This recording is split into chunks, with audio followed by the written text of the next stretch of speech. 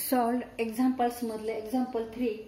Find the area of triangle whose vertices are A 3, 7, B 4, -3 and C 5, -13. Interpret your answer. तर इथे आपल्याला area find out करायचा आहे. क्षेत्रफळ, त्रिकोणाचे क्षेत्रफळ काढायचे आणि आपल्याला काय दिलेले आहे, व्हर्टायसेस दिलेले. पॉइंट ए बी सी ह्याचे vertices x coordinate and Y coordinate. x1 3, y1 7, x2 4, y2 -3, x3 5 and y3 -13. तर इथे आपल्याला फक्त व्हर्टायसेस दिलेले आहेत, त्यावरून आपल्याला एरिया काढायचा ट्रायंगलचा.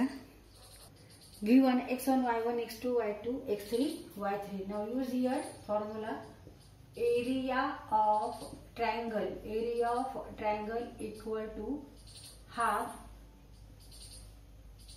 x1 x2 x3 y1 y2 y3 and 1 1 1. तर हे सगळे एलिमेंट्स आहेत डिटर्मिनंट मधले. आता इथे x1 3 x2 4 आणि x3 5. तर याप्रमाणे इथे आपण एलिमेंट्स चे नंबर टाकू आणि हा डिटर्मिनंट आपल्याला सॉल्व्ह करायचा आहे. एक्सपान्शन फॉर्म्युला वापरायचा आहे. तर हा एरिया ऑफ ट्रायंगल, त्रिकोणाचे क्षेत्रफळ काढण्यासाठी आपल्याला हा फॉर्म्युला वापरायचा आहे. तर ह्या फॉर्म्युल्यावरून आपण क्षेत्रफळ काढणार आहोत. कारण इथे आपल्याला फक्त काय दिलेले, व्हर्टायसेस दिलेले, पॉइंटचे निर्देशक दिलेत, बिंदूचे. त्यामुळे आपल्याला हाच फॉर्म्युला इथे वापरायचा आहे. Therefore, area of a triangle equal to half 3, 4, 5, y1, y2, y3, 7, -3 and -13, 1, 1, 1, 1, 1, 1, 1, 1, 1. आता हे आपण हा डिटर्मिनंट सॉल्व्ह करू. हाफ इन ब्रॅकेट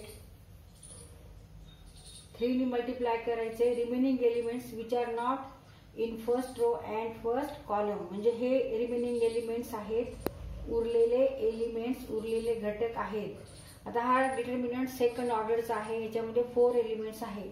हा सॉल्व्ह करण्यासाठी आपण काय करत असतो, तिरकस गुणाकार घ्यायचा आणि वजाबाकी करायची. Take cross multiplication and subtract.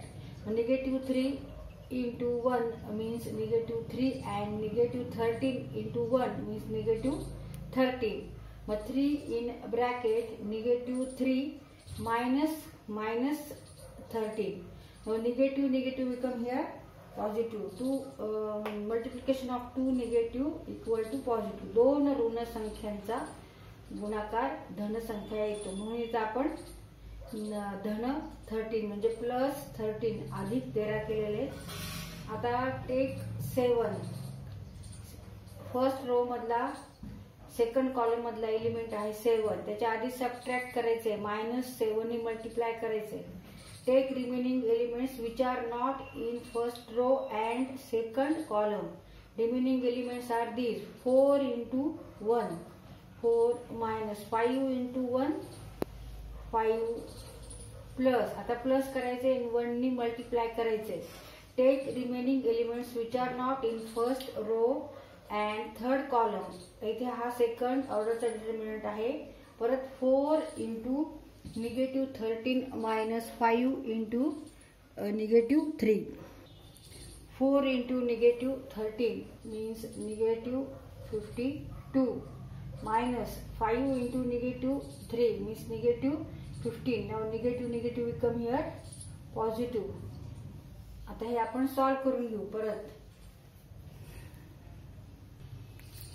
Equal to half in bracket 3 into -3 plus 13 means 10. 10 minus 7 4 minus 5 means -1 plus -52 plus 15 means minus or -37. हे सॉल्व करू परत. half in bracket 3 into 10.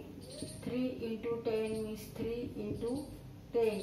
3 गुणिले 10 म्हणजे 30.